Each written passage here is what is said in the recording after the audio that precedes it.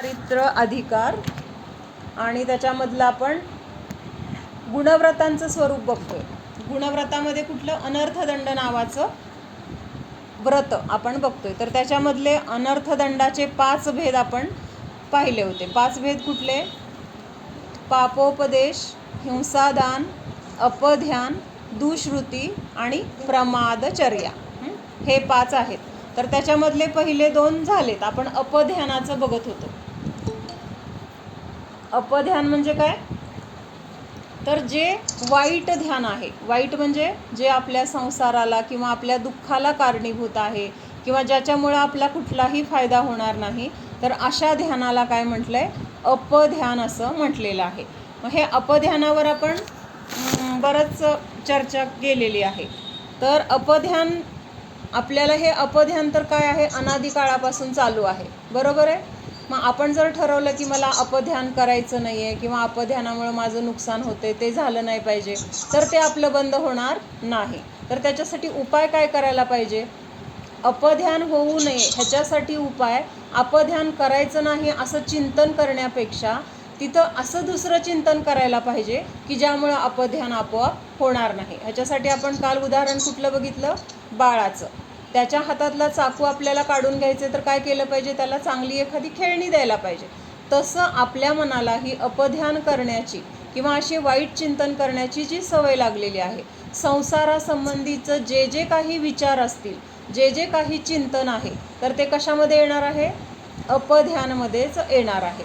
मग आपल्याला ते बंद करायचं म्हटलं तर बंद होणार नाही, कारण आपल्याला समोर तशा गोष्टी दिसत आहेत, तसे प्रसंग आहेत, कर्माचे उदय आहेत. मग त्यामुळे हे प्रसंग आपल्याला सतत त्या गोष्टी किंवा त्या विचारांना चालना देणारे आहेत. मग त्याच्यापासून जर आपला बचाव करायचा असेल, तर त्या बाळासारखी आपल्या स्वतःला पण एक कुठली तरी छान गोष्ट द्यायला पाहिजे की ज्यामुळं काय होणार आहे? हे संसाराचं चिंतन ॲटोमॅटिक बंद होईल. आणि हे चिंतन कुठलं आहे? तर आपल्या स्वतःच्या स्वरूपाची जाणीव किंवा स्वतःच्या स्वरूपाचं चिंतन. माझं स्वरूप काय आहे? मी कशाचं चिंतन करतोय? म्हणजे माझ्या स्वतःचं जे काय आहे, वैभव आहे किंवा माझं स्वतःचं अस्तित्व आहे, त्या अस्तित्वाच्या काही गरजा आहेत. तर हे सगळं सोडून आपण काय करतोय? दुसऱ्याच्या घरामध्ये डोकावतोय आणि दुसऱ्याच्या घरामधल्या उचापात्या करतोय. पण आपल्याला हे लक्षात येत नाही. आपल्याला काय वाटतंय? माझंच आहे. म्हणजे दुसऱ्याच्या घराला आपण आपलं समजतोय आणि तिथं जाऊन ह्या उचापात्या करून आपण त्याच्यामध्येच काय मानतोय? मोठेपणा मानतोय किंवा त्याच्यामध्येच आपलं अस्तित्व किंवा तेच आपलं कर्तव्य असं आपण मानतोय. म्हणून आपल्याला वस्तुस्वरूपाचं ज्ञान असणं गरजेचं आहे. हे वस्तुस्वरूपाचं ज्ञान असल्याशिवाय आपल्याला अपध्यानापासून आपला बचाव होऊ शकणार नाही. राजगुण आहे का? तृप्ती,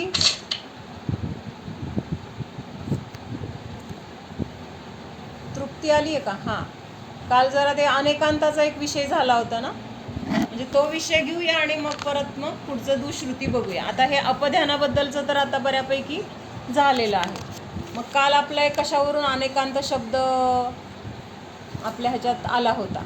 तर अनेकांत आणि अनेकांतवाद हे 2 वेगळ्या गोष्टी नाही आहेत. तृप्ती, तुझ्यासाठी चाललंय. तिने मला विचारलं, काल मेसेज आला होता तिचा, की अनेकांत आणि अनेकांतवाद नक्की काय आहे? तर म्हटलं ठीक आहे, थोडंसं त्याच्याबद्दल आज आपण घेऊया. तर अनेकांत म्हणजे काय? तर एकाच द्रव्यामध्ये, काय सांगते? एकाच द्रव्यामध्ये एकाच वेळेस अनेक धर्म असतात. धर्म म्हणजे काय? त्या वस्तूचे गुण किंवा त्या वस्तूचा स्वभाव ह्या अपेक्षेने त्याला धर्म असं म्हटलेलं आहे. एकाच वेळेस एकाच हां, तृप्ती नाहीये ना? ठीक आहे, नसू दे. मग आता रेकॉर्डिंग ऐकेल ती परत. हां, आत्ता मग अशी तिने जॉईन केलं होतं, परत मग तिने अनेकांताचं तू विचारलंस ना. अनेकांत म्हणजे काय? एक द्रव्य आहे, एका द्रव्यामध्ये गुण किती आहेत? एकाच वेळेस अनंत गुण आहेत. आणि ते गुण कसे आहेत?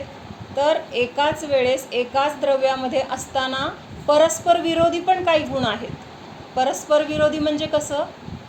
तर खरं आणि खोटं हे 2 वेगळे वेगळे विरोधी गुण दिसत आहेत की नाही? म्हणजे 2 शब्द, खरं एक आहे आणि खोटं एक आहे. असे हे दोन विरोधी शब्द आहेत. तर तसे ह्या एकाच द्रव्यामध्ये असे अनेक गुणधर्म आहेत की जे काय आहेत, परस्पर विरोधी आहेत, तरीसुद्धा त्या द्रव्यामध्ये ते गुण्यागोविंदाने राहतात. समजतंय का मला काय म्हणायचं आहे? अनेक गुणधर्म एकाच द्रव्यामध्ये राहत असताना सुद्धा, परस्पर विरोधी असताना सुद्धा ते एकमेकांना विरोध न करता कसे राहतात? गुण्यागोविंदाने राहतात. तर त्याला काय म्हटलं? अनेकांत किंवा अनेकांतवाद. अनेक अंत जिथे आहेत. अनेकांत ह्या शब्दाचा अर्थ काय होतो? अनेक अंत जिथे आहेत, म्हणजे ज्या एका गोष्टीमध्ये अंत म्हणजे काय तर धर्म घ्यायचं आहे. अंत ह्या शब्दाचा अर्थ काय घ्यायचा आहे? धर्म. म्हणजे द्रव्यामध्ये द्रव्य एक आहे पण त्याचे धर्म किती आहेत किंवा त्याचे अंत किती आहेत? तर अनेक आहेत. म्हणजे त्या एका द्रव्यामध्ये अनंत गुण वेगवेगळ्या अपेक्षेने किंवा वेगवेगळ्या स्वभावाचे असून सुद्धा एका द्रव्यामध्ये असून भांडत नाहीत. म्हणजे समजा आता एखाद्या घरामध्ये 10-20 लोक आहेत, तर त्यांचं परस्पर काय असतं? कुणाचं तरी मतभेद असतात, कुणाचं विचार कुणाला पटत नसतात, मग त्यामुळे तिथे वादावादी असते वगैरे. तर तसं काय सांगितलं आहे की एका द्रव्यामध्ये अनेक गुण एकाच वेळेस परस्पर विरोधी असून सुद्धा गुण्यागोविंदाने राहतात. आता हे उदाहरण दिल्यानंतर आपल्याला लक्षात येईल. आता परस्पर विरोधी म्हणजे काय? तर नित्य आहे आणि आता समजा द्रव्य आहे. कुठलं द्रव्य घेऊया आपण? जीवद्रव्य घेऊया. जीव आपलं स्वतःचंच उदाहरण आपण घेऊया. आपण कोण आहोत? जीव. जीव कोण आहे? एक द्रव्य आहे. मग आता हा जीवसुद्धा कसा आहे? अनंत गुणांनी बनलेला आहे किंवा ह्या जीवामध्ये सुद्धा अनंत गुण आहेत. आणि हे अनंत गुणसुद्धा कसे आहेत? परस्पर विरोधी पण आहेत.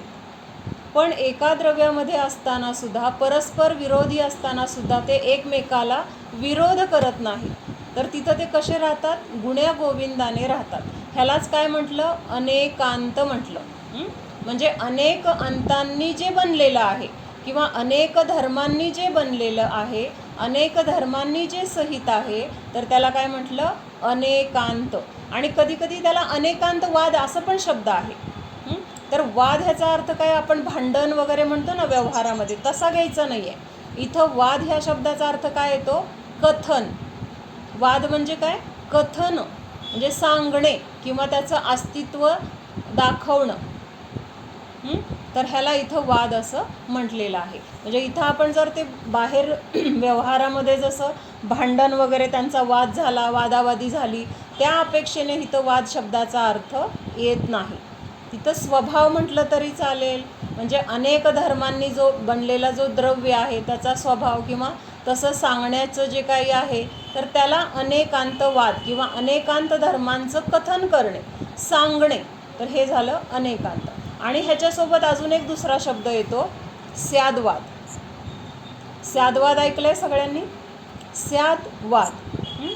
स्यादवाद किंवा अनेकांत हे आपले दोन तत्व आहेत, महत्त्वाचे तत्व आहेत किंवा सिद्धांत आहेत. ह्याच्यावर आपला धर्म काय आहे? जैन धर्म आधारलेला आहे. तर अनेकांताचं उदाहरण आपण बघत होतो की आता समजा जीवद्रव्य आपण बघतोय. मग जीवद्रव्यामध्ये जीवद्रव्य कसं आहे? जीवद्रव्य एक आहे पण जीवामध्ये गुण किती आहेत? अनंत गुण आहेत. म्हणजे आता इथं कसं म्हटलं जाईल? जीव एक पण आहे, जीव अनेक पण आहे. आता एक आणि अनेक हे दोन एकमेकाच्या विरोधी झाले की नाही? एकच्या विरुद्ध अनेक. मग जीव एक आहे पण जीवामध्ये गुण किती आहेत? अनंत आहेत, अनेक आहेत. मग हा काय आहे? परस्पर विरोधीपणा. त्याच्यानंतर अजून काय म्हटलं आहे? जीव नित्य पण आहे, जीव अनित्य पण आहे. हे खूप महत्त्वाचं आहे बरं का, लक्षात घ्या. जीव नित्य पण आहे आणि जीव अनित्य पण आहे. म्हणजे हे दोन्ही गुण कुणाचे आहेत? जीवाचे आहेत. हे दोन्ही गुण कुणाचे आहेत? जीवाचे आहेत. आणि ते जीवामध्ये राहत असताना सुद्धा एकमेकाला ते विरोध करत नाहीत. मग आता जीव नित्य आहे ह्याचा अर्थ काय होतो? तर जीवाचा कधीही नाश होत नाही. हा जीवाचा नित्य नावाचा गुण आहे. नित्य नावाचा गुण काय सांगतो? तर जीव कधीही नष्ट होत नाही किंवा जीवाचा कधीही नाश होत नाही. हे तर आपण रोज बघतोय. मी शाश्वत आहे, माझा कधी नाश होत नाही, मी अविनाशी आहे. म्हणजेच काय इथं नित्य गुणाला आपण म्हणतोय किंवा नित्य गुणाला आपण पाहतोय की माझा जीव कसा आहे, नित्य आहे, शाश्वत आहे, त्याचा कधीही नाश होत नाही. आता तिथं त्याचा विरुद्ध गुण कुठला दाखवलाय, अनित्य. आता इथं अनित्यपणा कुठं दाखवतोय किंवा कसा दाखवला जातोय, तर आपण जीव तर एकच आहोत, पण आता आपण समजा आता ह्या जन्मातलं उदाहरण घेऊया. आपण लहान बाळ होतो, लहान बाळाचं आपण मोठं मोठं मोठं होत गेलो, त्याच्यानंतर आपण म्हणजे एक बालक झालो, त्याच्यानंतर तरुण झालो, त्याच्यानंतर आता प्रौढ अवस्थेला आलो, थोडे दिवसांनी म्हातारं होणार, आणखीन म्हातारं होणार. म्हणजे हे काय आहेत, तर अवस्था सतत बदलत असतात. मग ह्या अवस्था कुणाच्या बदलत आहेत, प्रत्येक द्रव्याच्या अवस्था बदलत आहेत. आता आपल्याला ही शरीराची किंवा मनुष्य पर्यायाची अवस्था बदलताना दिसते. तर ही पर्यायाची अवस्था किंवा ही पर्याय कशी आहे, तर सतत बदलणारी आहे. अवघड वाटते का, पर्याय सतत बदलत असते. पर्याय बदलते म्हणजे काय, आत्ता सकाळी आपण उठलो, आंघोळ केली, फ्रेश होतो. आता आपण कसे आहोत, आता थोडे थकलेले आहोत, दिवसभर सकाळपासून काम केलं किंवा उन्हाने आपल्याला थोडासा थकवा आला आहे. म्हणजे सकाळची फ्रेश अवस्था नष्ट होऊन आता थकलेली अवस्था काय झाली, उत्पन्न झाली. मग ह्या अपेक्षेने तिथं काय आहे, पर्याय नष्ट होते. म्हणजेच काय, पर्याय कशी आहे, अनित्य आहे. म्हणजे जीवद्रव्य नित्य आहे, पण जीवामध्ये जे गुण आहेत त्या गुणांचं परिणमन चालू आहे आणि ते परिणमन सतत होते. म्हणजे काय, त्याच्यामध्ये सतत बदल होत आहेत. आणि हे बदल काय होत आहेत, तर जे आत्ता होतं ते थोड्या वेळाने नसणार आहे. म्हणजे द्रव्य तर तेच असणार आहे, पण त्याच्यामध्ये सतत काही ना काही बदल होत आहेत. तर ह्या अपेक्षेने ते काय झालं, अनित्य झालं. म्हणजे तिथं जीव नित्य पण आहे, पण त्याची पर्याय बदलणारी आहे किंवा पर्याय नष्ट होणारी आहे. ह्या अपेक्षेने जीवाला अनित्य म्हटलं. समजतंय का, अवघड वाटतंय, समजतंय ना. म्हणजे समजा आता आपण कैरीचं उदाहरण बऱ्याच वेळा घेतो. कैरी आहे, कैरी घरात आणून ठेवली. कैरी म्हणजे काय, आता तो पाडाला आलेला आंबा, पण काढल्यानंतर तो कसा आहे, एकदम हिरवागार आहे, अजून असा कडक आहे, त्याला कुठला वास नाही आहे किंवा आपल्याला बघितलं तर कैरीच वाटते. पण ते ज्याला काढणारा असतो त्याला कळतं. तो म्हणतो तुम्ही घरी नेऊन ठेवा, 4-5 दिवसात हा पिकायला येईल किंवा 8 दिवसात पिकेल. म्हणजेच तो झाडावरून काढताना तर कैरी अवस्थेमध्ये आहे, बरोबर आहे. मग घरी आल्यानंतर आपण झाकून त्याला ठेवलं आहे पिकायला, आणि मग 4 दिवसांनी उघडून पाहिलं. उघडून पाहिल्यानंतर तिथं काय दिसतंय आपल्याला, त्याच्यामध्ये कलर बदललेला दिसतोय, त्याच्यामध्ये वास काहीतरी वेगळा दिसतोय, त्याची थोडीशी जी पूर्वीची कडक अवस्था होती ती नरम झालेली दिसते. मग आंबा तर तोच आहे, पण आता ती आपण घरात आणलेला असतानाची त्याची जी अवस्था होती, हिरवीगार, कडक, किंवा त्याला वास नव्हता किंवा असेल तरी आंबट होता. मग ही जी त्याची अवस्था होती ती अवस्था आता काय झाली, नष्ट झाली आहे. मग ही जी अवस्था आहे ना, हा अवस्था कशी आहे, तर नष्ट होणारी आहे. आणि ह्या अवस्थेलाच काय म्हटलं जातं, पर्याय म्हटलं जातं. द्रव्य नित्य आहे, पण द्रव्याची जी पर्याय आहे तर ती पर्याय काय आहे, अनित्य आहे. मग हे दोन्ही गुण कुठं आहेत, एकाच द्रव्यामध्ये आहेत. समजतंय का, अवघड वाटतंय, कश्मीरा समजतंय ना. म्हणजे पर्याय जी आहे ती नष्ट होणारी आहे, पण द्रव्य नष्ट होत नाही. म्हणजेच द्रव्य नित्य राहून सतत बदलत आहे, आणि बदलणारी काय आहे, तर पर्याय आहे. आणि ही पर्याय कशी आहे, अनित्य आहे. पर्यायाला नेहमी अनित्य म्हटलं जातं. मग नित्य धर्म पण द्रव्याचाच आहे आणि अनित्य धर्म पण द्रव्याचाच आहे. मग दोन्ही धर्म कसे आहेत, विरोधी आहेत. नित्याचा विरोधी काय आहे, अनित्य आहे. एकचा विरोधी अनेक आहे. सतचा विरोधी असत आहे. मग असं पण म्हटलं जातं, द्रव्य सत आहे. सत म्हणजे काय, शाश्वत आहे. द्रव्याचा कधी नाश होणार नाही, द्रव्य कधीही नष्ट होत नाही, म्हणून द्रव्याला सत म्हटलं जातं. आणि पर्याय कशी आहे, क्षणिक आहे. एका क्षणानंतर ती नष्ट होणार आहे नियमाने, म्हणून ती कशी आहे, असत आहे. म्हणजे सत आणि असत हे दोन्ही परस्पर विरोधी असणारे गुणधर्म एकाच द्रव्यामध्ये आहेत की नाही. मग ह्यालाच काय म्हटलं, अनेकांत म्हटलं. म्हणजे अनेक धर्मांना एकत्रितपणे जिथं दाखवलं जातं किंवा जिथं त्याचं काय केला जातो, सगळ्या बाजूनी विचार करून त्याचा स्वीकार केला जातो. किंवा भेद आणि अभेद हे दोन विरोधी आहेत. भेद म्हणजे काय? वेगळं वेगळं. आणि अभेद म्हणजे काय? एकत्र. मग द्रव्याच्या अपेक्षेने जर आपण बघायला गेलो, द्रव्य कसं आहे? अभेद आहे.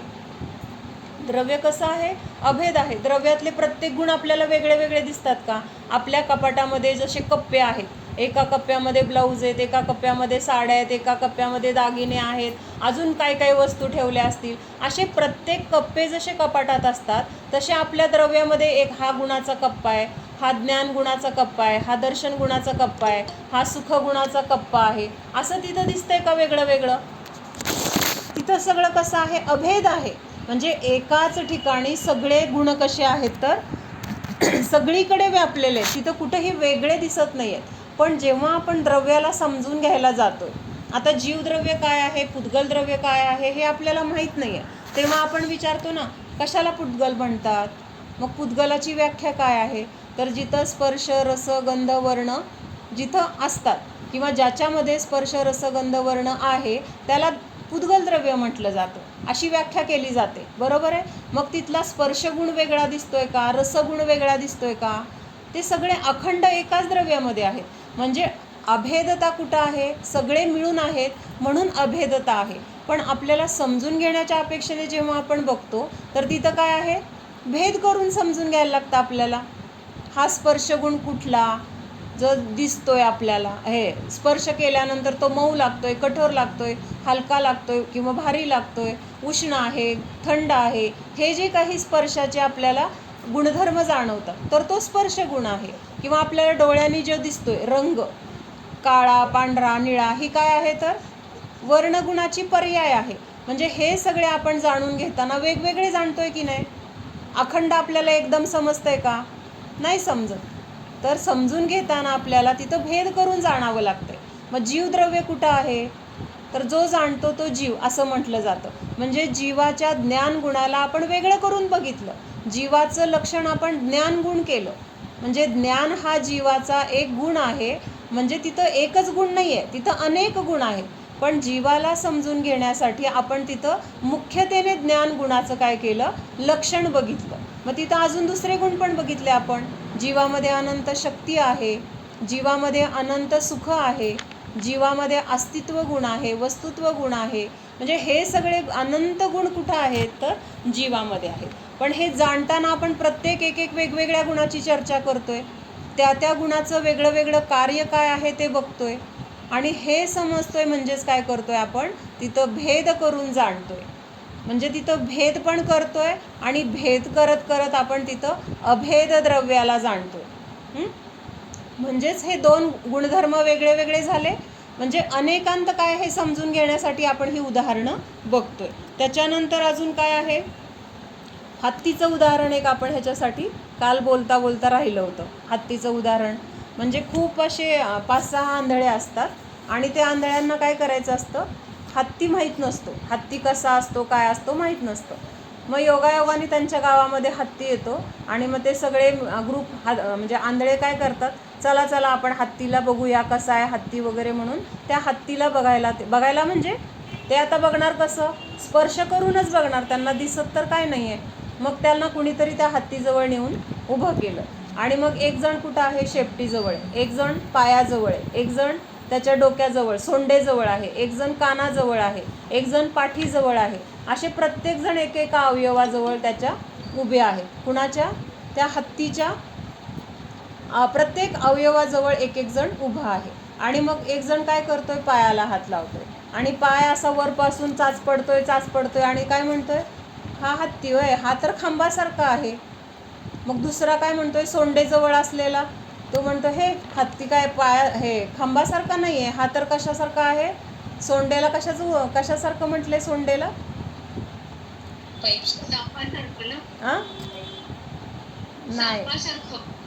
नाही, मोठी आहे ना सोंड, सापासारखं नाही. काहीतरी सोंडेला कशाचं तरी तो वेगळं म्हणतो काहीतरी. मग एक जण कानाजवळ आहे तर तो काय म्हणतोय? हत्ती सुपासारखा आहे. एक जण पाठीला हात लावतोय सगळीकडे म्हणतोय तो तर जमिनीसारखा सपाट आहे. म्हणजे प्रत्येक जण काय म्हणतोय? किंवा कोणतरी त्याच्या दाताला हात लावतोय तर तो म्हणतोय तो तर काहीतरी असं खूर काहीतरी आहे इथं, बारीक असं असं कडक काहीतरी आहे, तो हत्ती आहे. म्हणजे त्या एका एका अवयवाला त्यांनी काय मानलं? हत्ती मानलं. म्हणजे ह्या सगळ्या अवयवांनी मिळून तो हत्ती बनलाय.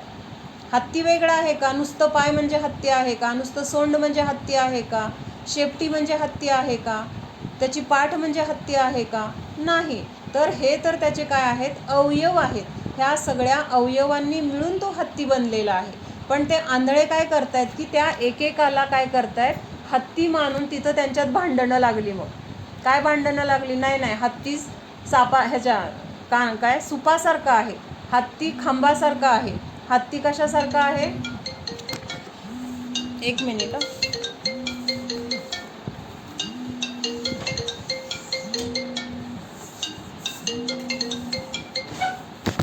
काय ग? हॅलो. दार लावले. हां हां, लावलं. विसरले मी, उघडलं होतं, कोणी लावलं होतं. ठीक आहे, बंद केलं आता.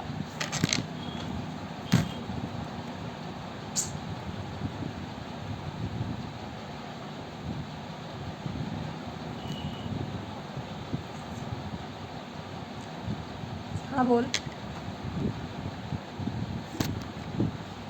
दीदीला सांग ना बेटा. बरं, ठीक आहे.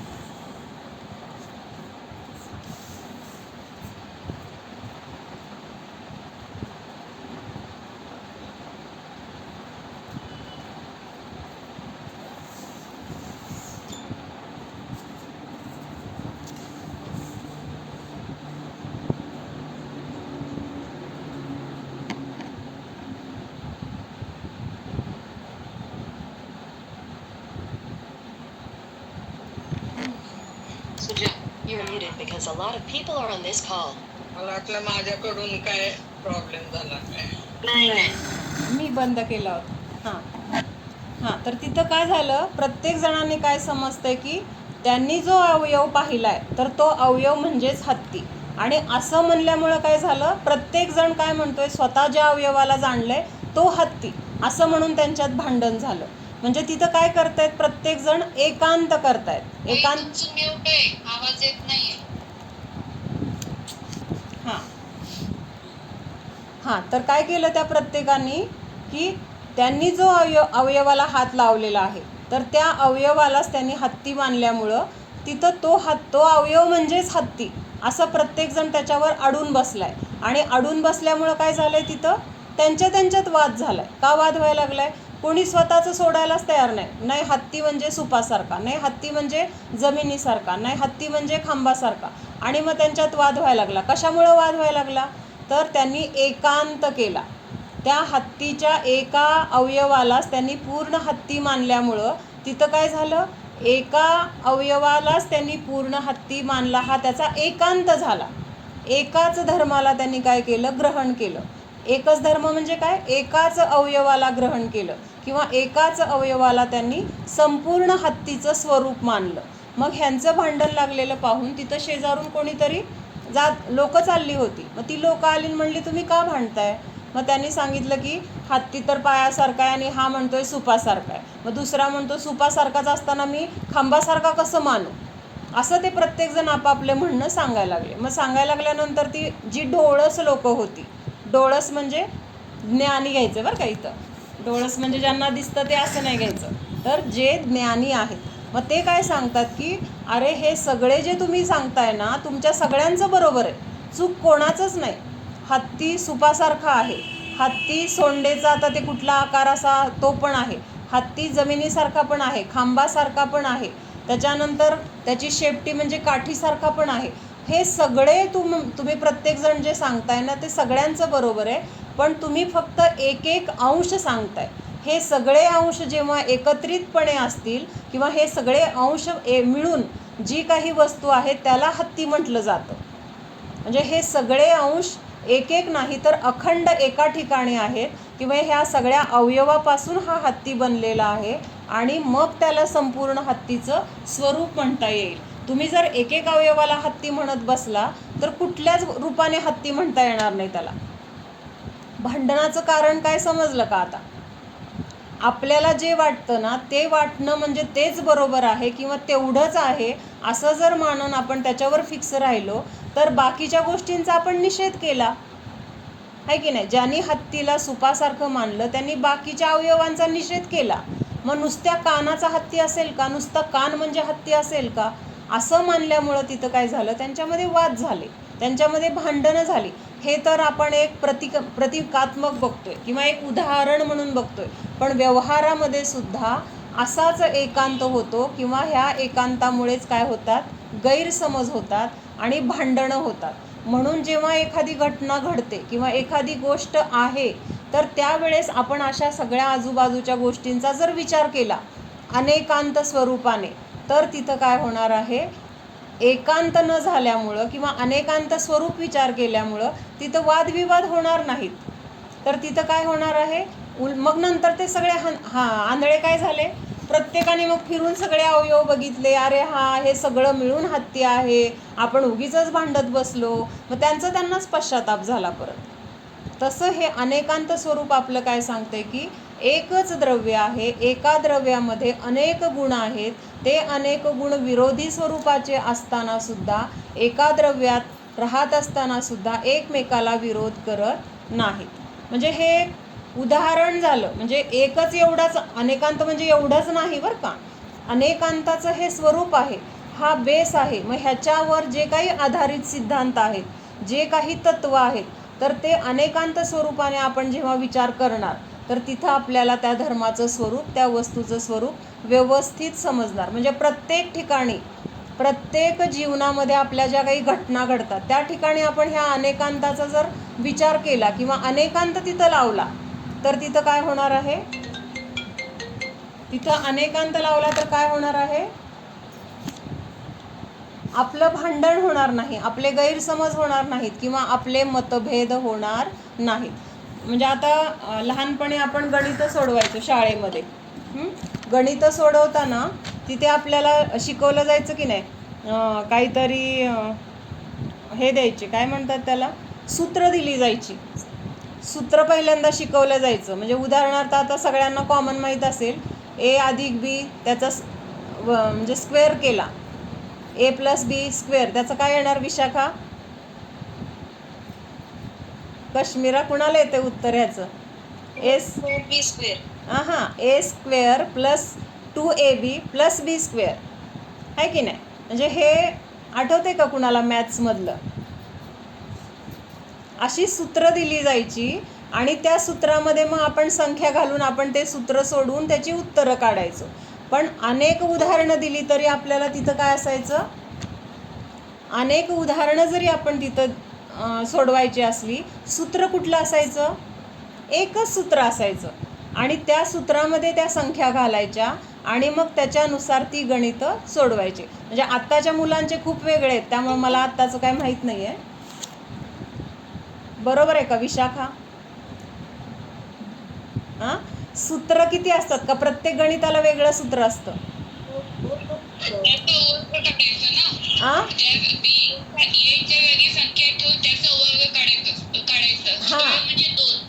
तेच म्हणजे मला काय म्हणायचंय, उदाहरणासाठी हे घेतलं की एखादं सूत्र आपल्याला तिथं दिलं जातं, त्या सूत्रामध्ये आपल्याला वेगवेगळ्या संख्या घालून ते गणितं सोडवायला सांगितली जायची, एक्सरसाइज असायची की नाही आपल्याला. मग तिथं सूत्र तर ते सेम राहणार, फक्त तिथं प्रत्येक वेळेस बदलणार काय, संख्या बदलतील. तसं आपल्या जीवनामध्ये हे अनेकांत हे सूत्र समजायचं. काय समजायचं की अनेकांत हे सूत्र आहे आणि मग आपल्याला प्रसंग प्रत्येक वेळेस वेगवेगळे येणार आहेत. वेगळे वेगळे प्रसंग, वेगळे वेगळे कर्माचे उदय, वेगळे वेगळे संयोग येतील, वेगळे वेगळे जीव येतील, वेगळ्या वेगळ्या घटना येतील, सगळा परिग्रह वेगळा वेगळा असणार आहे. हे सगळं वेगळं वेगळं असलं तरी आपला सिद्धांत जर तिथं अनेकांत आहे आणि त्याचं जर आपण तिथं प्रत्येक वेळेस अनुकरण केलं तर आपल्याला तिथं काय होणार आहे, उत्तर आपलं बरोबर येणार आहे, चुकणार नाही आहे. म्हणजे हे अनेकांत आपला बेस का आहे, त्याच्यावर हे सगळं आधारलेलं आहे. म्हणजे अनेकांताचा असा वृक्ष आहे आणि त्याला वेगवेगळ्या फांद्या आहेत, मग त्या सगळ्या फांद्या मिळून एक वृक्ष आहे. एक फांदी म्हणजे एक वृक्ष नाही आहे. मग आपल्या आता हे जगामध्ये वेगवेगळे धर्म आहेत ना, बौद्ध मतवादी आहेत, सांख्य मतवादी आहेत, असे वेगळे वेगळे जे आहेत ना, वेगवेगळे दर्शन पण म्हणतात त्यांना. दर्शन म्हणजे काय? दर्शन ह्या शब्दाचे बरेच अर्थ आहेत. आपण म्हणतो ना दर्शन म्हणजे दर्शन करायला गेलो, ते दर्शन. सम्यक दर्शन हे वेगळं, श्रद्धागुण झाला दर्शन म्हणजे. त्याच्यानंतर हे वेगळे वेगळे धर्म आहेत त्यांना पण दर्शन म्हटलं जातं. जैन दर्शन किंवा अजून कुठलं दुसरं असेल ते असं. त्या अपेक्षेने पण इतर मतवादी जे आहेत तर त्यांची अशी प्रत्येकाची जी मतं आहेत ना, तर ती मतं म्हणजे काय केलेलं आहे, आपल्या अनेकांतामधलं एक एक स्वरूप त्यांनी एकांत उचलून घेतलेलं आहे. आणि त्या एकांताला त्यांनी काय केलं आहे, अख्खा धर्म समजून त्याचा प्रचार केलेला आहे. म्हणजे मूळ कुठं आहे, सगळं अनेकांतातलंच घेतलेलं आहे. आता बौद्धांनी काय म्हणलं, वस्तू क्षणिक मानली. म्हणजे आता आपण मगाशी बघितलं ना, नित्य आणि अनित्य असे दोन धर्म मानले, दोन धर्म बघितले. म्हणजे जिथं नित्य आहे तिथंच अनित्य असणार आहे, जिथं अनित्य आहे तिथंच नित्य असणार आहे. म्हणजे फक्त नित्यच आहे किंवा फक्त अनित्यच आहे असे वेगळे वेगळे असू शकत नाही. म्हणजे नित्यला सोडून अनित्य नाही आणि अनित्यला सोडून नित्य नाही. दोन्ही धर्म आढळणार तर कुठं आढळणार, एकाच ठिकाणी आढळणार. पण ह्या बौद्धांनी काय मानलंय, वस्तू फक्त अनित्यच आहे किंवा क्षणिकच आहे. आणि त्यामुळं तो काय झाला, एकांत झाला. मग एकांतामुळं काय झालं, तिथं बेस राहिला नाही. म्हणजे आता ते कसं मानतात, त्याचं एक उदाहरण दिलं जातं की एक माणूस असतो आणि त्याच्याकडे खूप जनावरे असतात. मग ते जनावरं पाळण्यासाठी तो एका मुलाला ठेवतो की बाबा रोज त्यांनी सकाळी यायचं, ती जनावरं घेऊन राखायला घेऊन जायचं, संध्याकाळी आणून बांधायचं असं ठरवतो. आणि मग त्याला काम ते दिलं. मग महिना झाल्यानंतर तो मुलगा काय करतो, येतो आणि म्हणतो आता 1 महिना झाला, मला माझा पगार द्या, जे काही ठरलेलं असेल तर. तो मालक काय म्हणतो, कोण तू, ज्याला मी ठरवलं होतं, काम करायला दिलं होतं किंवा गुरं पाळायला सांगितली होती, तो तर त्याच क्षणी काय झाला, नष्ट झाला. काय म्हणतो तो, म्हणजे हे क्षणिक बौद्धांचं जे मत आहे ना, क्षणिक मतवादी किंवा अनित्य असं समजतात ना, तो धर्म अनित्य आहे किंवा द्रव्य अनित्य आहे असं ते समजतात. मग त्यांनी काय सांगितलं त्या मालकाने, ज्याला दिलं होतं तो मुलगा पण नष्ट झाला, आता तो पगार मागणारा आहे तो वेगळाच आहे, मी त्याला कसा पगार, तुला कसा मी पगार देणार, ज्याच्याशी माझं बोलणं झालं होतं तो त्या क्षणी नष्ट झाला. कळलं का? ते काय म्हणतात, त्या क्षणी ते द्रव्य नष्ट झालं आणि पुढच्या क्षणी दुसरं उत्पन्न झालं, ते पण नष्ट झालं, पुन्हा तिसरं उत्पन्न झालं, ते पण नष्ट झालं, पुन्हा चौथं उत्पन्न झालं. म्हणजे अशी ती संतती मानतात. म्हणजे ते द्रव्याचा नाश झाला म्हणतात आणि नवीन तिथं उत्पन्न झालं त्याला पण अनित्यच मानतात, ते पण काय झालं, नष्ट होणारच मानतात. आणि त्यामुळं हा एकांत आहे. मग त्यामुळं असे प्रसंग येतात की काय प्रसंग आला, आता ज्या मुलाला मी गुरं राखण्यासाठी ठरवलं होतं तर तो मुलगा त्याच क्षणी नष्ट झाला, असं कुणी सांगितलं, मालकाने.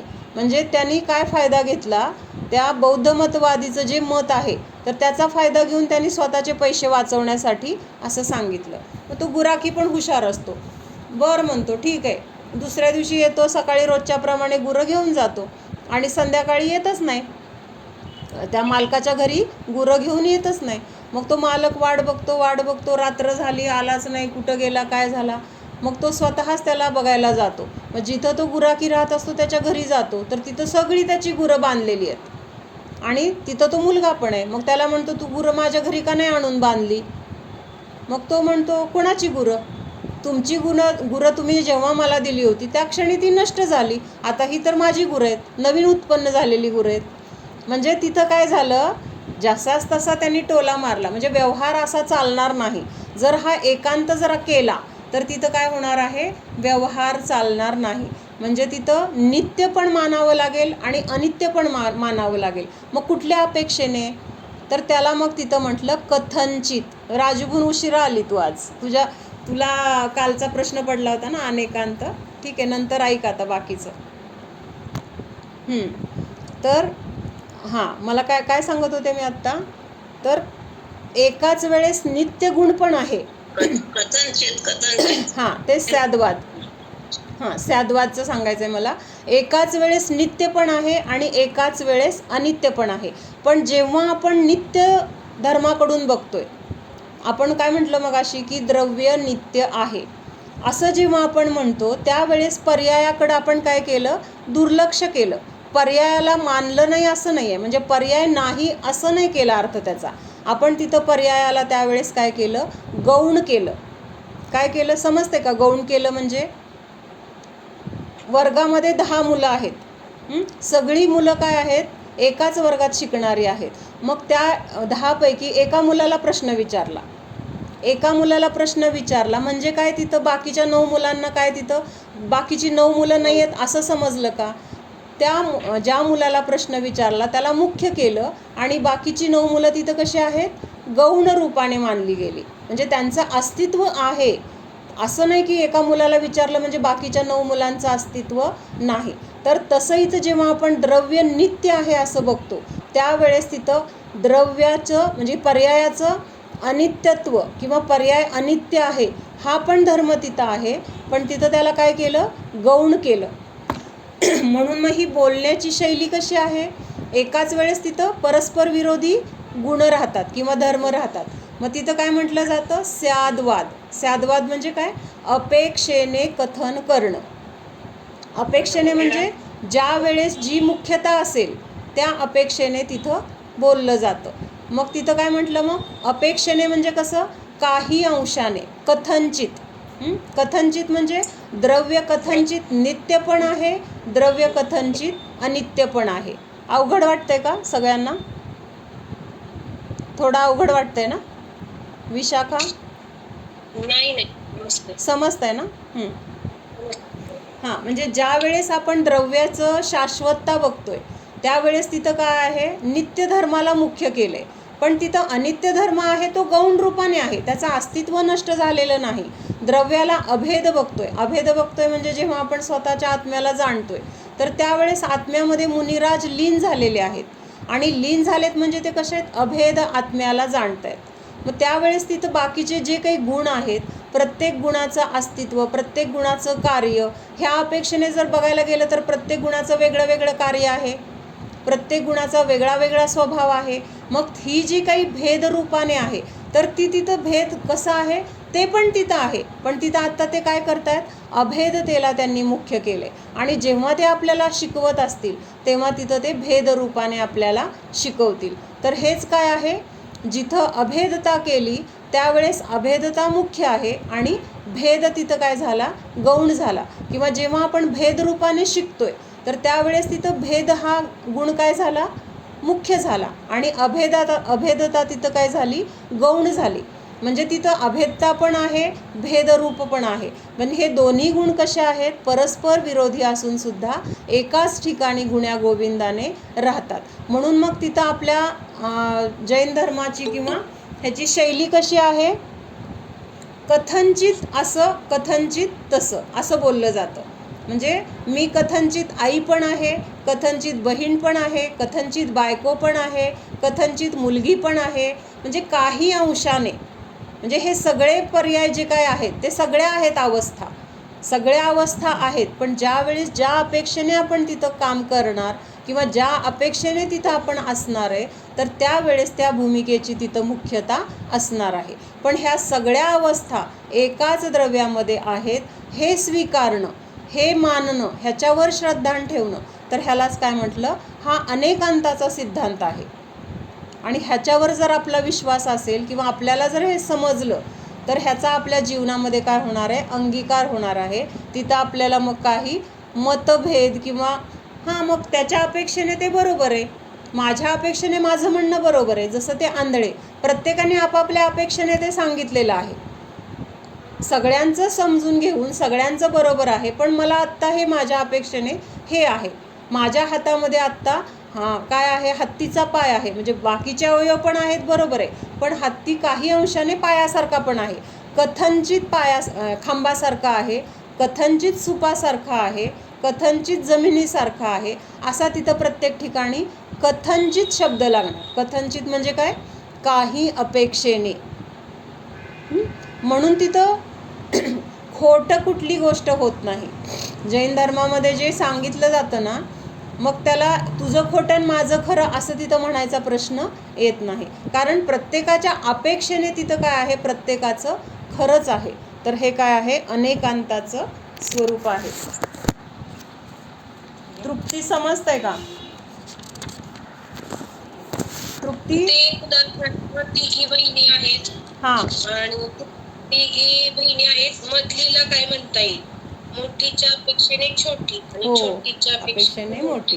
हां बरोबर आहे की.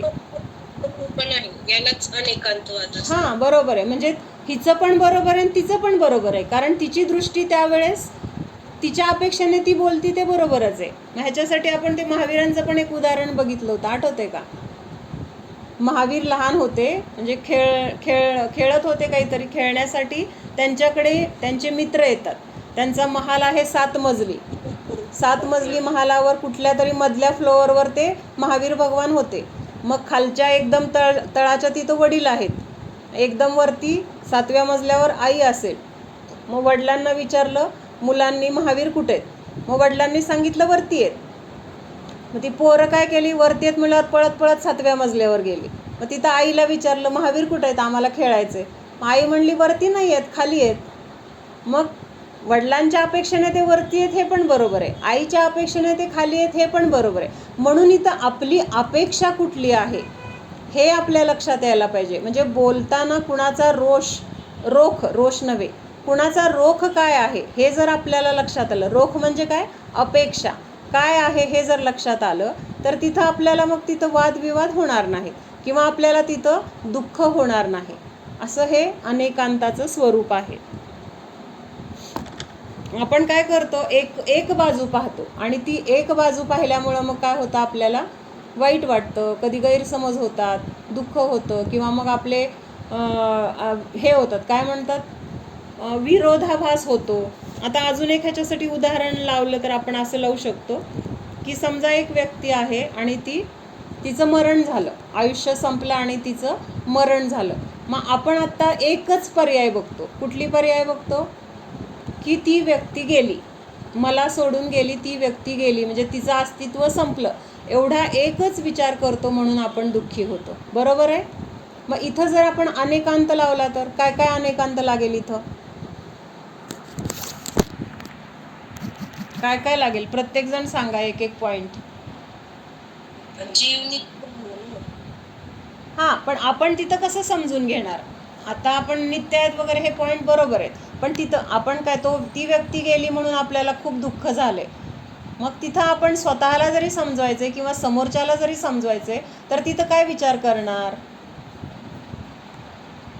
अनेकांताने. हा काही क्षणापुरता संयोग संबंध होता आपला संयोग संबंध होता, त्याचं आयुष्य पूर्ण झालं, एवढाच आपला संयोग संबंधाचा होता. आता त्याचे पर्याय तो दुसऱ्या ह्याच्यामध्ये गेला, त्याच्या कर्माच्या उद्याप्रमाणे तो तिथे जाईल, तिथं त्याचा जीव त्या पर्यायामध्ये उत्पन्न होईल. म्हणजे इथं आपण असा विचार करू शकतो की तो जीव इथून फक्त दुसऱ्या पर्यायामध्ये गेलाय, म्हणजे त्याची पर्याय नष्ट झाली, तो जीव तर नित्य आहे, जीव तर आहे, तो त्याचा तो नष्ट झालेला नाही. म्हणजे अनेकांत काय सांगतो, अनेक गुण एका ठिकाणी आहेत. मग आत्ता जी नष्ट झाली ती त्याची पर्याय नष्ट झाली, किंवा पर्याय सुद्धा काय झाली, बदलली आहे. नष्ट सुद्धा म्हणणं सुद्धा एका अपेक्षेने चुकीचं आहे, पर्याय फक्त बदलली ना.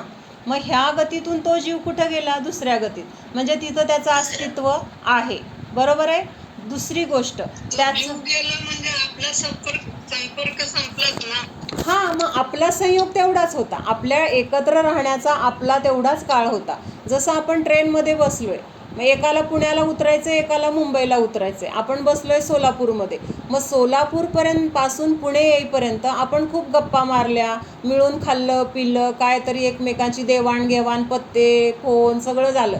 मग आता एक जण पुण्याला उतरावंच लागणार ना, त्याचं तिकीट पुण्यापर्यंतच होतं. मग तिथं जर आपण हाय हाय करत बसलो, अरे तू पुण्याला का उतरला, अजून मला मुंबईला जायचं आहे, तिथपर्यंत तू का, आपण तिथं समजून घेतो की नाही, नाही त्याला पुण्यालाच उतरायचं होतं, समजून घेतो की नाही आपण तिथं. थोडंसं वाईट वाटेल, नाही असं नाही, पण ते तेवढ्या पुरतं असतं. म्हणजे असं नाही की आपण ते धरून तिथं शोक करत बसू, रडत बसू. मग हे जे तिथं असतं ना ते सेम ह्या ठिकाणी पण लागलं पाहिजे. अगदी तसंच उदाहरण हे पण आहे. आपला संयोग तेव्हापासून आत्तापर्यंत जोपर्यंत आपण सोबत होतो तेवढ्या वर्षांचा तो संबंध होता. जसं त्या गाडीतला एक 4 तासाचा असेल, 5 तासाचा, 7 तासाचा असेल, तसं इथला संबंध आपला काही तेवढ्या 10-20 वर्षाचा असेल. मग तेवढा संबंध होता म्हणल्यानंतर त्याच्यानंतर तो ताटातूट होणारच, तो संयोग नष्ट होणारच, त्याचा वियोग होणारच. मग हे आपल्याला स्वीकार नसतं. आपल्याला काय वाटत असतं, नाही ते अजून राहायला पाहिजे, नाही त्याने असं जायलाच नको आहे. पण त्याचं आयुष्य तेवढंच होतं, आपण काय करू शकत नाही. तो स्वतः जीव काही करू शकला नाही, आपण काय करू शकणार. त्या जीवाला तरी वाटत असतं का ही पर्याय माझी नष्ट व्हावी, असं कुणाला वाटतं. आपल्याला वाटतं का आपली ही पर्याय नष्ट व्हावी, वाटतं का. तरी पण नष्ट होणार आहे की नाही हे आपल्याला माहीत आहे की काही वर्षांनी आपल्याला हे शरीर सोडायचं आहे, 100% सोडायचे हे पण माहीत आहे. तरी पण मनाची किती तयारी आहे आपल्या. हां ठीक आहे सोडायचं आहे, माहीत आहे मला सुटणार आहे, किती तयारी आहे मनाची. म्हणजे तत्व आपल्याला माहीत असली तरी पण आपल्याला त्याच्याबद्दलचं मोह आहे, सुटत नाही. आणि हा मोह म्हणजेच काय आहे तर मिथ्यात्व आहे. म्हणजेच आपलं श्रद्धान नाही आहे, पक्कं नाही आहे की हे शरीर माझं नाही आहे किंवा ह्याचा वियोग होणार आहे. ज्ञान आहे पण श्रद्धान नाही आहे. म्हणून ज्ञानापेक्षा श्रद्धानाला महत्त्व आहे. श्रद्धान पाहिजे की शरीर वेगळं आहे किंवा हा संयोग वेगळा आहे, ह्याचा नियमाने कधी ना कधी वियोग होणार आहे. कधी ना कधी म्हणजे कधी, तो वियोग कधी होणार आहे, कसा होणार आहे हे पण फिक्स आहे. फक्त आपल्याला त्या गोष्टींची कल्पना नाही, माहीत नाही. त्या गोष्टी घडल्यानंतर कळतं की अरे हे असं झालं नसतं तर बरं झालं असतं. ह्या सगळ्या आपल्या काय आहेत, विनाकारणच्या कल्पना. ह्यालाच आपण काय म्हणलं ह्याला आपण काय म्हणलं अनिता बून, विशाखा, अपध्यान. आपलं अपध्यानाचं चाललंय ना, मग हेच आपलं अपध्यान आहे. असं व्हायला नको होतं, असं का झालं. अरे पण ते त्यावेळेस तसं होणार, कशा अवस्थेने होणार, कुठल्या रूपाने होणार, कुठल्या ठिकाणी होणार, हे सगळं फिक्स आहे. आपण त्याच्यामध्ये काडीचाही बदल करू शकत नाही. नरेंद्र, जिनेंद्र, सगळे म्हणजे देवेंद्र, असे कोणीही त्याच्यात बदल करू शकत नाही. असं मला वाटतं ह्याच्यामध्येच आहे, कुठल्या तरी एका ग्रंथामध्ये असं गाथा आहे ह्या अर्थाची की जे काही ठरलेलं आहे जीवाचे किंवा ज्या द्रव्याची जी पर्याय ज्या वेळेस होणार आहे, ज्या ठिकाणी होणार आहे, ज्या रूपाने होणार आहे, ती पर्याय तशीच त्या ठिकाणी त्या वेळेस त्या रूपाने होणार आहे. त्याच्यामध्ये बदल करण्यास ते स्वतः द्रव्य, माणसाचा जो कोणी इंद्र आहे तो नरेंद्र, सौधर्म इंद्र, त्याच्यानंतर अहमिंद्र किंवा हे तीर्थंकर, कोणीही त्याच्यामध्ये बदल करण्यामध्ये समर्थ नाही आहे. मग आपण असं जे म्हणतो ना, मग हे सगळं आपल्याला जर पक्क लक्षात आलं हे तत्व, तर आपलं म्हणणं किती पोकळ आहे, आपले विचार किती पोकळ आहेत हे आपल्याला लक्षात येतं. असं व्हायला नको होतं, असं का झालं, आपण असं सतत विचार करत राहतो. म्हणजे हां, तर म्हणजे एखाद्या जीवाचा आपल्या संयोगातून एखादा जीव गेला तर त्याचा विचार जर आपल्याला दुःख देतोय की तो जीव इथून मला सोडून गेला, मेला, नष्ट झाला, पण एकतर त्याचं तेवढं आयुष्य होतं, त्याचं अस्तित्व नष्ट झालेलं नाही, त्याची पर्याय फक्त काय झाली, बदलली आहे. त्याचं अस्तित्व कुठं ना कुठं नक्की आहे, फक्त ते कुठं आहे हे आपल्याला माहीत नाही आहे. त्याच्या पुढचा अजून एक विचार केला तर असं पण आहे की आपली आणि त्याची भेट परत थोड्या दिवसांनी दुसऱ्या गतीमध्ये कुठं ना कुठं नक्की होणार आहे की नाही. आज आपले जे आई वडील होते, आज आपले आई म्हणजे आता ज्यांचे नाही आहे त्यांच्याबद्दलचं बोलते बरं का, आई वडील आपले होते, आपल्याला आपल्या आई वडिलांबद्दलचं खूप प्रेम होतं. आता ते आपल्या संयोगामध्ये नाही आहेत म्हणजे जे जिथं कुठं असतील पुढच्या पर्यायामध्ये, पुढच्या गतीमध्ये, पुढच्या भवामध्ये आपल्याला परत ते कुठल्या ना कुठल्या रूपाने आपल्या संयोगामध्ये येणार आहेत. आपण त्यांच्या संयोगामध्ये जाणारच आहोत. आता ह्या जन्मामध्येच ते भेटले का आपल्याला, ह्या जन्मामध्येच भेटले का, मागच्या जन्मामध्ये पण आपण त्यांच्याबद्दल असाच मोह केला होता, हे माझे, हे माझे, हे माझे. मग तेव्हाचं ते आपलं जे काही आपण मोह केला होता त्याची परतफेड म्हणून ह्या जन्मामध्ये परत आपण एकत्र आलो, परत आपण भेटले गेलो. पण ज्याचा संयोग होतो त्याचा नियमाने वियोग होतो, हा पण काय आहे तर नियम आहे. हा पण अनेकांतातला एक पॉईंट आहे ना. ज्याचा संयोग होणार त्याचा वियोग होणारच आहे. मग हा जर आपण विचार स्वीकारला तर तिथे आपल्याला आपल्या दुःखाची तीव्रता कमी होणार का नाही. हे सगळे जे विचार आहेत ना, हे तत्त्वज्ञान जे आहे ना, तर ते तत्त्वज्ञान आपल्याला आर्तध्यान, रौद्रध्यान किंवा हे जे अपध्यान आपण बघतोय त्याच्यापासून आपल्याला आपोआप दूर करतं. तिथं मन आपलं आपोआप शांत होतं. खरंच असे छोटे छोटे प्रसंग असतात ना, एकदम मोठ्या प्रसंगात आपल्याला जमणार नाही. एकदम मोठी उडी मारायला गेलो तर आपल्याला काय होणार आहे, तिथं काहीतरी आपल्याला नुकसान पडणार आहे किंवा आपलं हातपाय लचकतील, काहीतरी होईल. पण छोट्या छोट्या उड्या मारायला जर आपण प्रयत्न केला तर त्याच्या निमित्तात आपल्याला मग हळूहळू पुढची मोठी झेप पण घेता येईल. मग तसं इथं काय सांगितलं की रोजच्या जीवनामध्ये छोटे छोटे प्रसंग येतात की नाही, जे आपल्या मनाविरुद्ध असतात, तर त्या ठिकाणी जर हे तत्त्वज्ञान आपण लावायला सुरुवात केली तर आपल्याला तिथं जमणार आहे. कारण ते छोटे असतात, म्हणजे फार नुकसान नसतं, फार काही दुःखाचं तीव्रता नसते. त्यामुळं तिथं हे तत्त्वज्ञान लावलं तर आपल्याला तिथं स्वतःला हां मला जमतंय हा विश्वास पण येणार आहे त्याच्यातून. आणि मग पुढं पुढं काय होणार आहे, मोठ्या मोठ्या प्रसंगामध्ये पण जमणार आहे.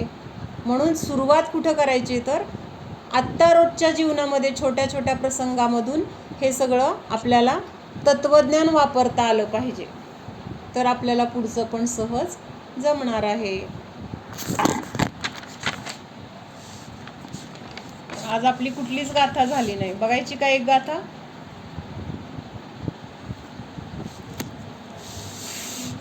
का थांबूया?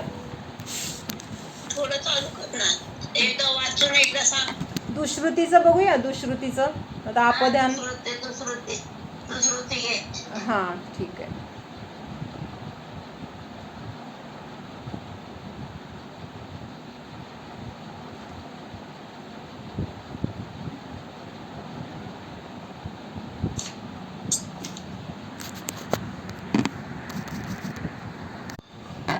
अनर्थदंडाचा 4था वेद दुष्श्रुती नावाचा प्रकार. हां.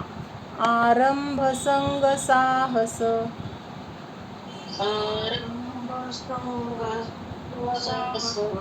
मिथ्यात्व द्वेष राग मद मदनै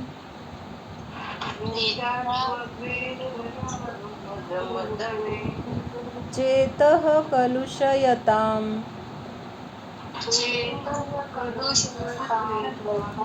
श्रुतिरवधीनां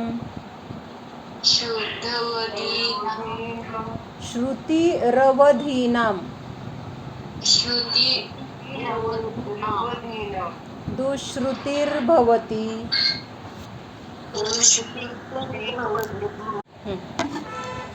तर दुश्रुती, श्रुती म्हणजे काय तर मुख्यत्वेने श्रुती म्हणजे ऐकणे. श्रुत म्हणजे ऐकणे असं म्हणतो ना, श्रुत.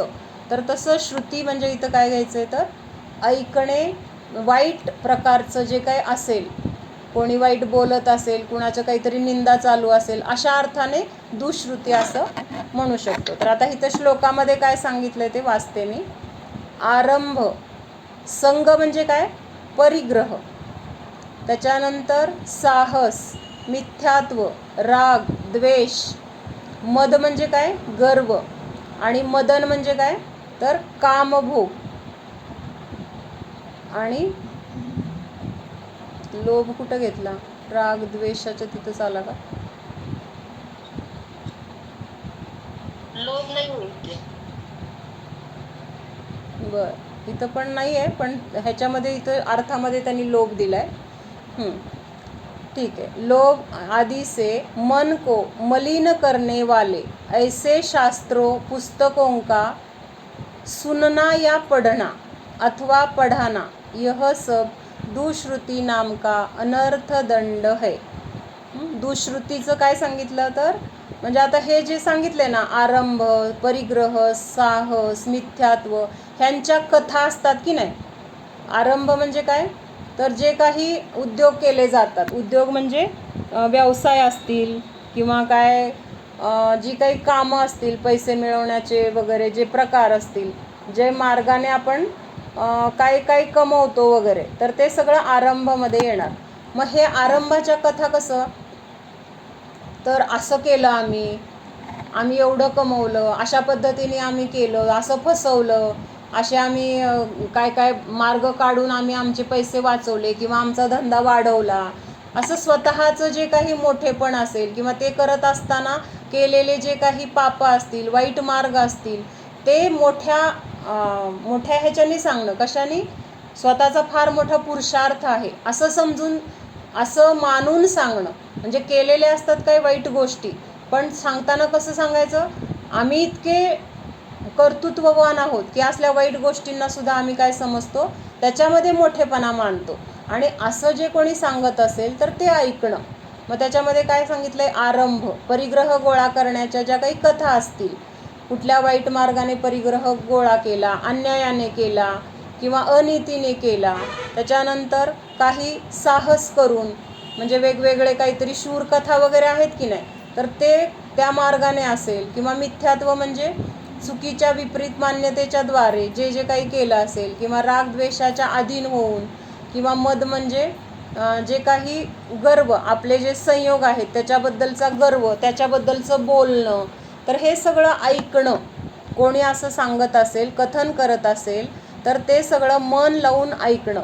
तर ह्यालाच काय म्हटलं आहे, किंवा अशा पुस्तकांना वाचणं, किंवा अशा पुस्तकांना शिकवणं, अशा गोष्टींना सांगणं, स्वतः ऐकणं किंवा शिकवणं. तर हे सगळं काय आहे, दुश्रुती नाम का अनर्थदंड है. अनर्थदंड हे काय आहे, पाप आहे. अनर्थदंड व्रत, जेव्हा ह्याचा त्याग केला जाईल ना, तेव्हा त्याला अनर्थदंड व्रत म्हटलं जाईल.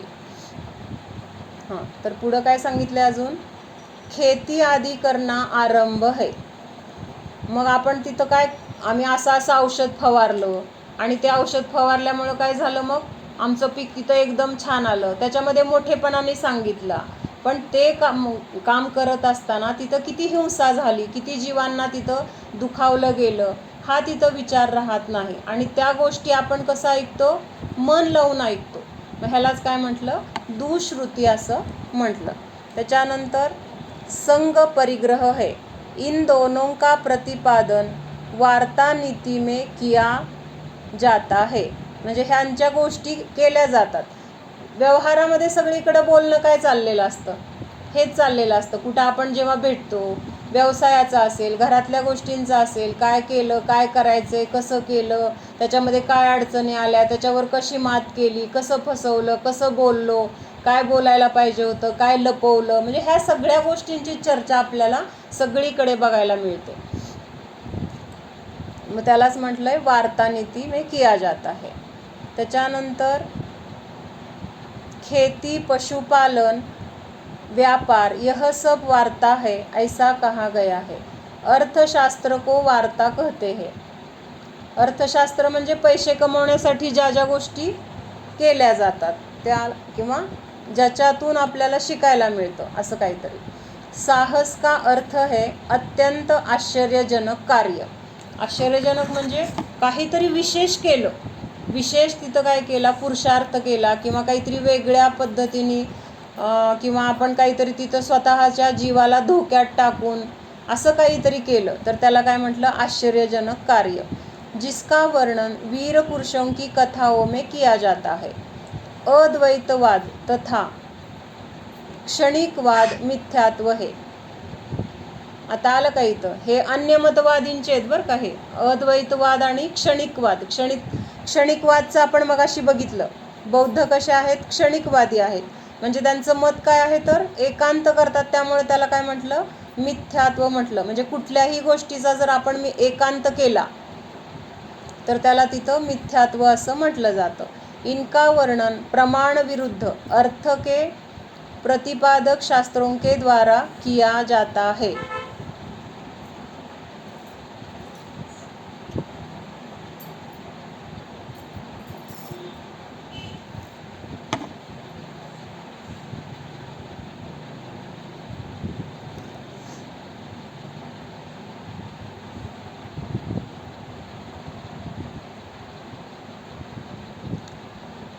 बोर झालंय का सगळ्यांना?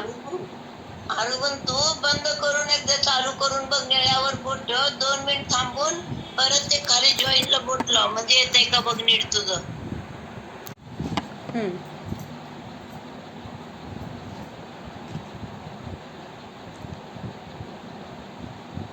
ह्याचा अर्थ अवघड वाटतोय का? जिसका वर्णन वीर पुरुषों की कथाओं में किया जाता है, अद्वैतवाद तथा क्षणिकवाद मिथ्यात्व है.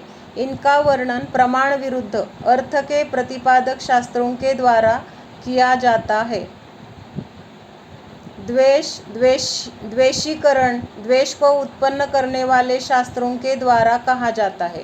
म्हणजे काही काही असे आपण ज्या गोष्टीच्या पुस्तकं वगैरे किंवा कादंबऱ्या वगैरे वाचतो, तर ते सगळं हेच आहे ना, त्याच्यामध्ये द्वेष, राग, द्वेष ह्याचंच आपल्याला तिथं पोषण होतं म्हणजे काय, ते वाचताना आपले परिणाम तसे होतात, राग द्वेष रूप होतात की नाही. आपण सहज वाचत असतो का?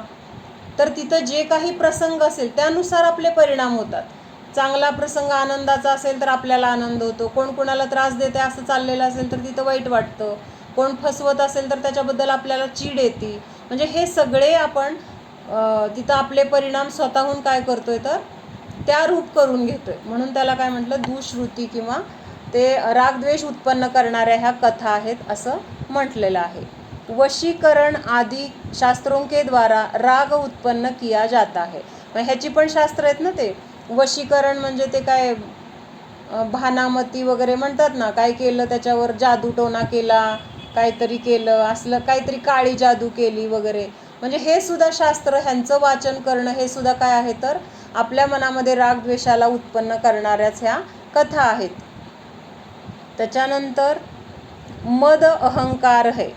म्हणजे कुठल्याही गोष्टीबद्दल जर आपल्याला गर्व असेल, गर्व कशाचा असतो आपल्याला, कुठल्या गोष्टीचा गर्व असतो?